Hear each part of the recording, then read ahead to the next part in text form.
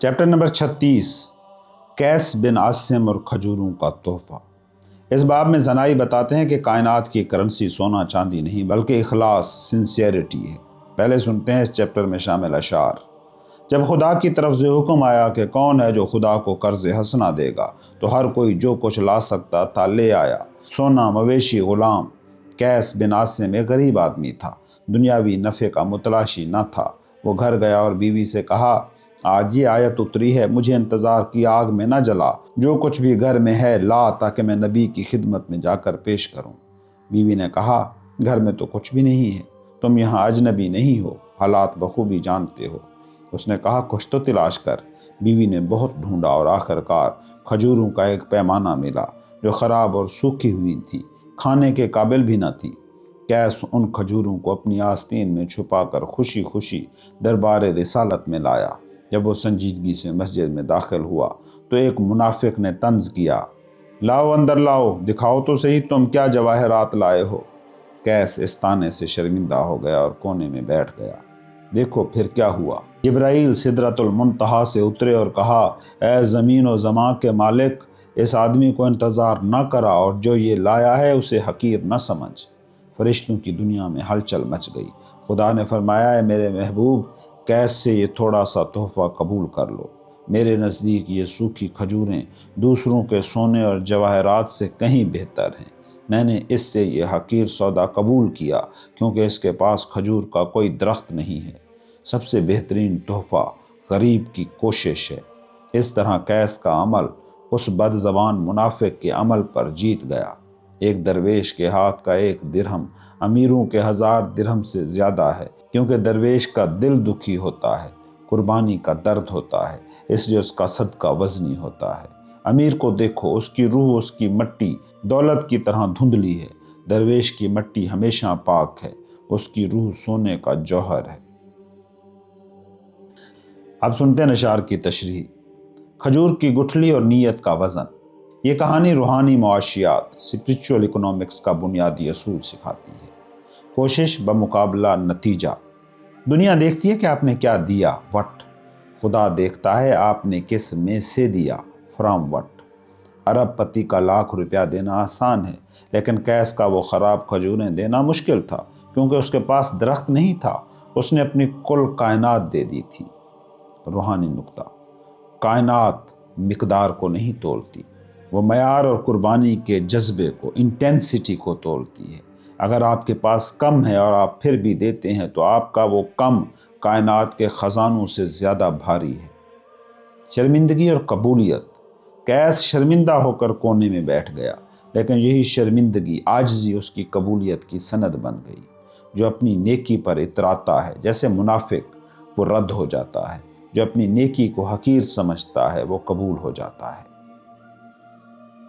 Chapter number 37 باز اور چڑیائیں، دنیا کا شکاری۔ اس حصے میں زنائی ایک شکاری باز اور انسانوں کو چڑیوں سے تشبیہ دیتے ہیں۔ وہ بتاتے ہیں کہ ہم جسے کامیابی سمجھتے ہیں وہ دراصل شکار ہونا ہے۔ پہلے سنتے ہیں اس باب میں شامل اشعار۔ بصرہ میں ایک بوڑھا زاہد رہتا تھا جو ہر صبح اٹھ کر اپنے نفس ایگو سے بھاگنے کا عزم کرتا تھا۔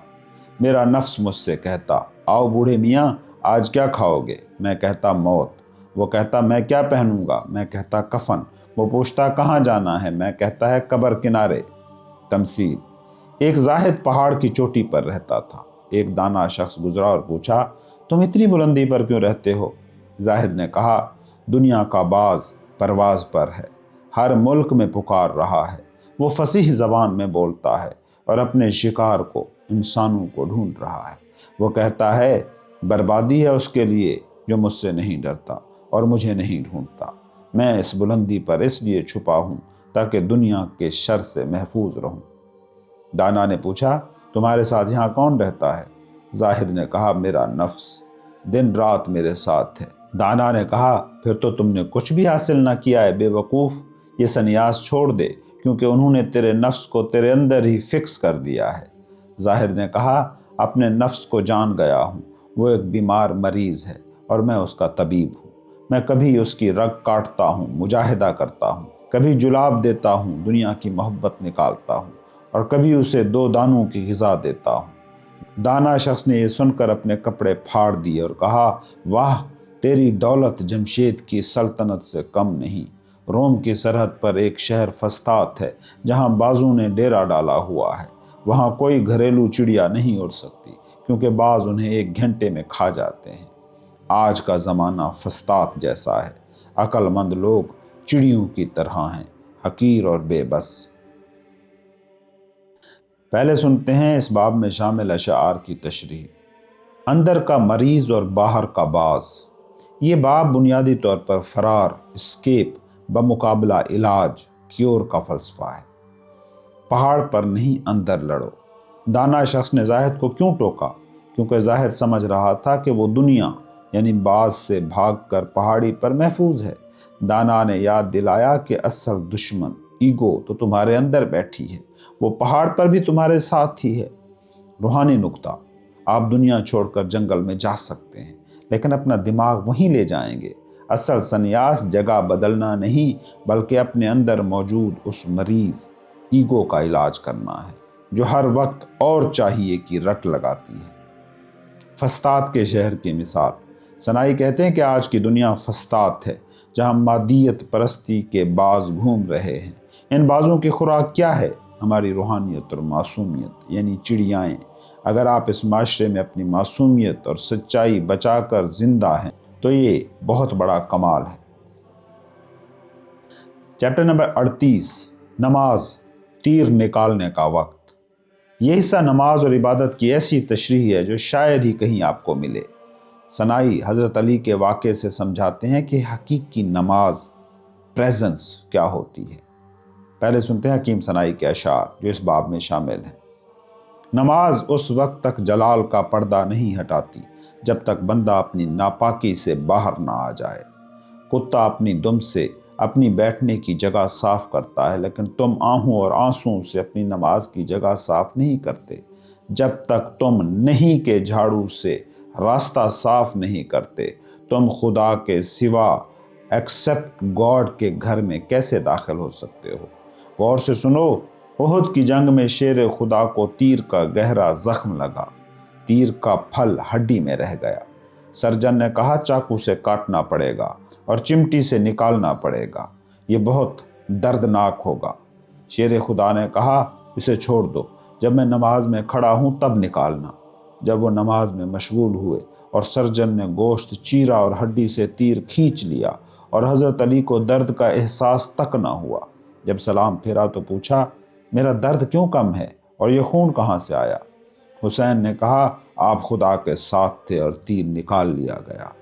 अली ने कहा, कसम है उस खालिक की, मुझे दर्द का पता तक न चला।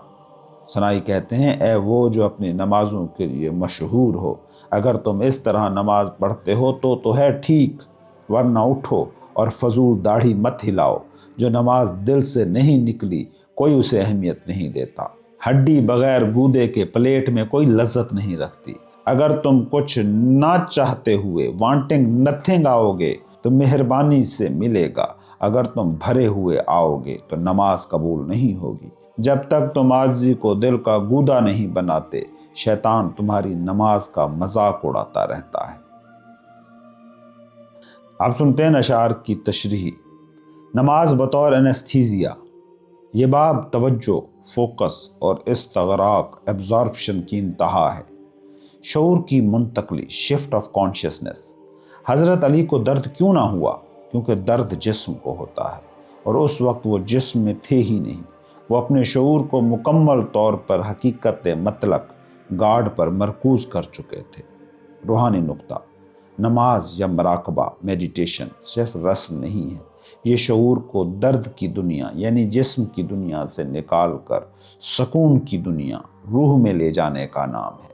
अगर आपकी नमाज आपको दुनिया के गमों और तकलीफ़ों से बेखबर नहीं करती तो आप अभी तक जिस्म में खड़े हैं, हजूर में नहीं, प्रेजेंस में नहीं। हड्डी और गूदा की मिसाल।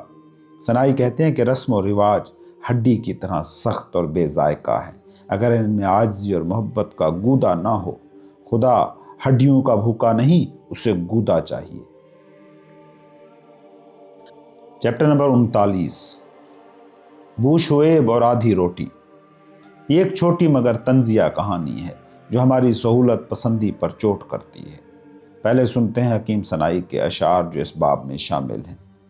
بو شعیب ایک بڑے بزرگ تھے، دن رات روزہ رکھتے۔ ایک نیک خاتون نے ان سے شادی کی خواہش کی اور وہ راضی ہو گئے۔ وہ عورت جب ان کے حجرے میں آئی تو اس نے فرش سے چٹائی ہٹا دی۔ شیخ نے پوچھا کیوں؟ اس نے کہا عبادت تب بہترین ہوتی ہے جب پیشانی اور زمین کے درمیان کوئی رکاوٹ پردہ نہ ہو۔ شیخ رات کو 2 روٹیاں کھاتے تھے۔ ایک رات بیماری کمزوری کی وجہ سے انہوں نے بیٹھ کر نفل پڑھے۔ بیوی نے 1 روٹی اور تھوڑا سا سرکہ سامنے رکھا۔ شیخ نے کہا میرا حصہ تو 2 روٹیاں ہیں۔ بیوی نے کہا بیٹھ کر نماز پڑھنے والے کو آدھا ثواب ملتا ہے، تو اگر تم آدھی محنت کرو گے تو آدھا کھاؤ گے۔ اگر پورا انعام چاہیے تو پورا کام کرو، کھڑے ہو کر نماز پڑھو، ورنہ مانگو مت۔ سنائی کہتے ہیں اے شیخ، اخلاص کے راستے میں تم تو عورت سے بھی کمزور نکلے۔ تمہاری نمازوں کی کمینگی یہ ہے کہ تمہارے ہاتھ میں تحفہ صرف جوتی ہے۔ اب سنتے ہیں اشعار کی تشریح۔ یہ کہانی روحانی سوداگری کے خلاف ہے۔ ہم چاہتے ہیں کہ محنت کم کریں، بیٹھ کر پڑھیں، شارٹ کٹ لیں اور انعام پورا ملے، جنت، سکون، پیس۔ سنائی کہتے ہیں کہ کائنات کا ترازو بہت حساس ہے، جتنی ان پٹ ہوگی اتنی ہی آؤٹ پٹ۔ اگر آپ کمزوری کا بہانہ بنا کر سہولتیں ڈھونڈیں گے تو نتیجہ بھی پھر آدھا ہی ملے گا۔ روحانیت میں رعایت، ڈسکاؤنٹ نام کی کوئی چیز نہیں ہے۔ چیپٹر نمبر 40، فقر، حیرت اور خدا کی واپسی۔ آخری حصہ خدا سے تعلق کی نوعیت بیان کرتا ہے۔ سنائی کہتے ہیں خدا کو تمہاری تعریف نہیں چاہیے، تمہاری ضرورت چاہیے۔ پہلے سنتے ہیں اس چیپٹر میں شامل اشعار۔ دل کی دھیمی آواز یعنی خاموش دعا وہ سنتا ہے۔ تمہاری طرف سے 1 بار یا رب کہنا اس کی طرف سے 200 بار لبیک میں یہاں ہوں کا جواب لاتا ہے۔ فقر، محتاجی اس کے دربار میں زیور ہے۔ تم اپنا دنیاوی مال تحفے کے طور پر لاتے ہو جو اسے نہیں چاہیے، بلکہ تمہارا لمبا غم اور تمہاری محتاجی سرنڈر ہی وہ چیز ہے جسے وہ قبول کرے گا، کیونکہ یہ سچ ہے۔ میں نہیں جانتا وہ کون شخص ہے جو اپنی حماقت میں اس سے بے نیاز ہو سکتا ہے۔ اگر میرے پاس تو ہے تو میں خالص سونے کا سکہ ہوں، اور تیرے بغیر میں چکی کے پاٹ کی گھن گرج ہوں۔ وہ دیتا ہے اور پھر جزا دیتا ہے، وہ بولتا ہے اور جواب بھی خود عطا کرتا ہے۔ جو کچھ اس نے مہربانی کے طور پر تم سے واپس لیا وہ اس سے زیادہ تمہیں واپس لوٹا دیتا ہے۔ دیکھو اس کے علم نے ہی تمہارے گناہوں پر پردہ ڈالا ہے۔ اگر تم گناہ کرتے ہو اور فوراً سزا نہیں دیتا تو کیا یہ اس لیے نہیں کہ اس کا علم اومنیشینس جانتا ہے کہ تم کمزور ہو؟ اس کا علم چراغ جلا دیتا ہے، لیکن اس کی حلیمی فطرت کو گناہ کرنا سکھا دیتی ہے، کیونکہ انسان ڈرتا نہیں۔ اب سنتے ہیں اشعار کی تشریح۔ فقر زیور ہے۔ بادشاہ کے پاس اگر آپ سونا لے کر جائیں گے تو یہ کوئی بڑی بات نہیں، اس کے پاس پہلے ہی بہت ہے۔ لیکن اگر آپ بھوک اور پیاس لے کر جائیں گے تو وہ فوراً متوجہ ہوگا، کیونکہ وہ رزاق ہے۔ سنائی کہتے ہیں خدا کے پاس سب کچھ ہے سوائے عاجزی اور محتاجی کے، کیونکہ وہ محتاج نہیں ہے۔ اس لیے جب آپ اپنی عاجزی، محتاجی، اپنا سرنڈر لے کر جاتے ہو تو آپ اسے وہ چیز پیش کر رہے ہوتے ہو جو اس کے پاس نہیں ہے۔ یہ سب سے قیمتی تحفہ ہے۔ چکی کا شور۔ تیرے بغیر میں چکی کے پاٹ کی گھن گرج ہوں۔ خدا یعنی حقیقت کے بغیر انسان کی زندگی صرف شور ہے۔ وہ گھوم رہا ہے، پس رہا ہے، آوازیں پیدا کر رہا ہے، لیکن نتیجہ کچھ نہیں، جیسے خالی چکی۔ جب خدا شامل ہوتا ہے تو وہ سونا بن جاتا ہے۔ ان گزشتہ 4 ابواب کو اگر ہم خلاصہ کریں تو اس میں سے یہ 4 بنیادی نکات نکلتے ہیں۔ پہلی چیز نیت۔ سچائی ٹوٹی ہوئی کھجوروں میں ہے، سونے کے ڈھیر میں نہیں۔ دوسری چیز فرار۔ پہاڑ پر بھاگنے سے نفس، ایگو نہیں مرتی، اندر لڑنے سے مرتی ہے۔ تیسری چیز نماز۔ اگر شعور نہیں بدلا تو نماز بس ورزش ہے، نماز نہیں ہے۔ تیسری چیز تعلق۔ خدا کو تمہاری عبادتوں کی ضرورت نہیں، اسے تمہاری طلب کی ضرورت ہے۔ چیپٹر نمبر 41، لومڑی کی دانائی اور کھویا ہوا گدھا۔ اس باب میں سنائی احساس تحفظ، فیلنگ سیکیور کو سب سے بڑی غلط فہمی قرار دیتے ہیں اور بتاتے ہیں کہ عبادت کا مقصد کچھ پانا نہیں बल्कि खुद को खोना है। पहले सुनते हैं इस बाब में शामिल अशार। एक बूढ़ी लोमड़ी ने दूसरी से कहा, ए दानाई और मशवरे देने में माहिर, जल्दी करो, ये 200 दिरहम लो और हमारा ख़त उन कुत्तों तक पहुंचा दो। उसने जवाब दिया, उजरत तो सर दर्द यानी मेहनत के हिसाब से अच्छी है, लेकिन ये काम बहुत भारी और ख़तरनाक है। जब इस मुहिम में मेरी जान ही चली जाएगी तो फिर तुम्हारे ये दिरहम मेरे किस काम आएंगे। ए खुदा, तेरे हुक्म के सामने तहफ़्फ़ुज़ का एहसास, फीलिंग सिक्योर रखना हकीकत में गलती की जड़ है। ये एहसास कि मैं महफूज हूँ, इसी ने अज़ाज़ील को, शैतान को और बलाम को रुस्वा किया। अगर मेरे पास तू है तो मुझे अक्ल, इज़्ज़त और सोने की क्या परवाह। तू ही मेरी दुनिया और मेरा दीन है। मुझे अपना लोमड़ कह ले, यानी हकीर बना ले, फिर देख मैं शेर जैसा कैसे बनता हूँ। अगर तू मेरे तरकश को अपने तीरों से भर दे तो मैं कोहे काफ को भी बगल में दबा लूँ। जो अपनी ज़ात, सेल्फ को देखता है, ईगो को देखता है, वो ईमान वाला नहीं। अगर तुम रास्ते के आदमी हो तो कुछ देर के लिए खुद को देखना छोड़ दो। अपने गधे को उसी रास्ते पर ढूंढो जहाँ तुमने उसे खोया था। अगर चोरों ने तुम्हारा गधा इराक में चुराया है तो तुम उसे यज़्द और रे के शहरों में क्यों ढूंढ रहे हो। किश्ती की तरफ मत जाओ, क्योंकि ये महफूज नहीं।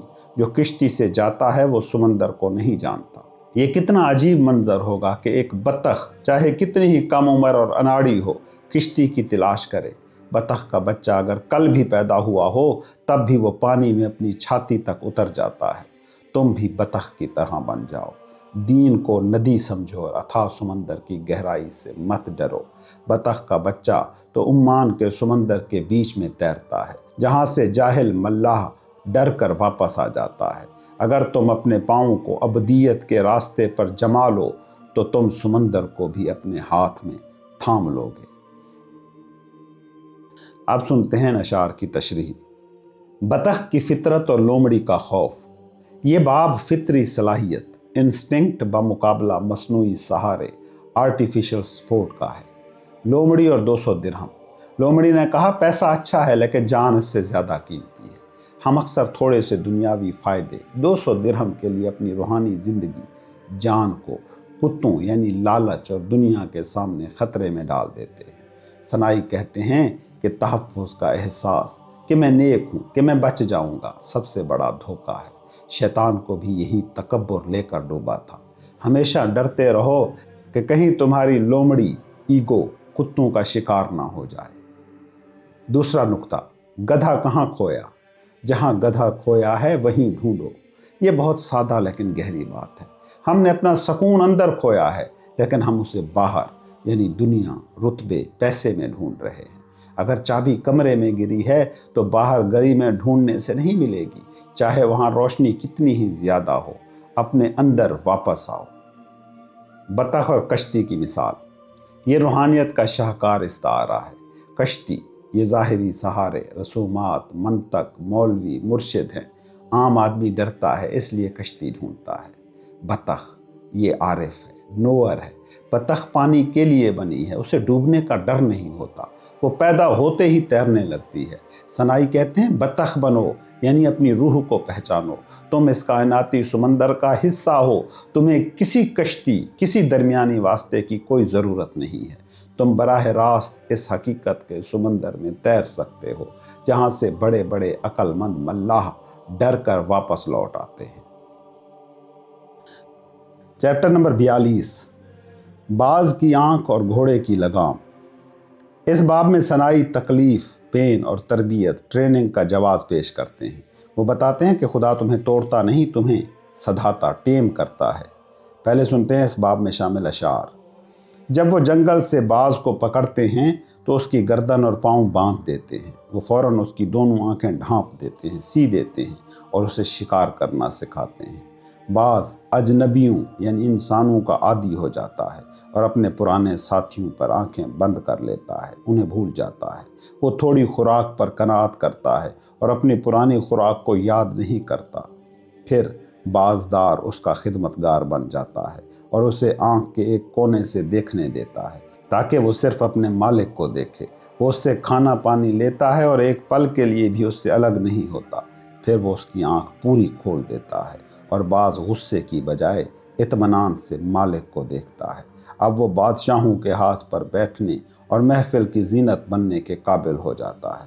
اگر اس نے یہ سختی نہ جھیلی ہوتی تو وہ اب بھی سرکش ہوتا اور ہر کسی پر جھپٹتا پھرتا۔ دوسری مثال، جب گھوڑا 3 سال کا ہو جاتا ہے تو سدھانے والا اس پر زین اور لگام ڈالتا ہے۔ وہ اسے آداب سکھاتا ہے اور اس کی سرکشی نکال دیتا ہے۔ پھر وہ بادشاہوں کی سواری کے قابل ہوتا ہے اور وہ اسے سونے اور جواہرات سے سجا دیتے ہیں۔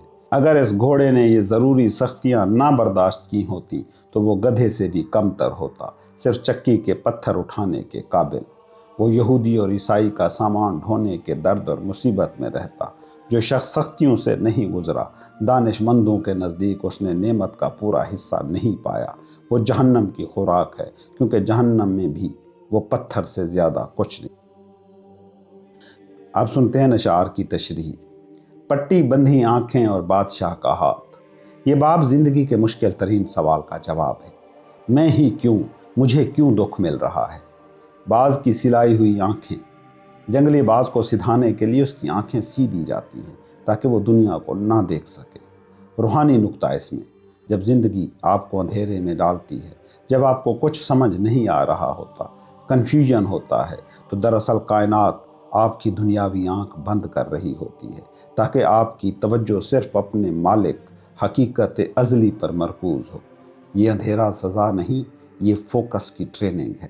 جب آپ صرف اسے دیکھنے کے عادی ہو جاتے ہیں، تب وہ پٹی کھول دیتا ہے اور آپ بادشاہ کے ہاتھ، مقام قرب کے قابل ہو جاتے ہیں۔ گھوڑا یا گدھا؟ سنائی کہتے ہیں کہ اگر گھوڑا لگام اور زین کی سختی برداشت نہ کرے تو وہ گدھا بن کر رہ جائے گا جو صرف بوجھ اٹھاتا ہے۔ ڈسپلن اور مشکلات وہ لگام ہیں جو آپ کو عام انسان گدھے سے اٹھا کر اشرف المخلوقات بادشاہ کا گھوڑا بناتے ہیں۔ جو شخص دکھ سے نہیں گزرتا وہ کبھی پالش نہیں ہوتا، وہ کچا رہ جاتا ہے۔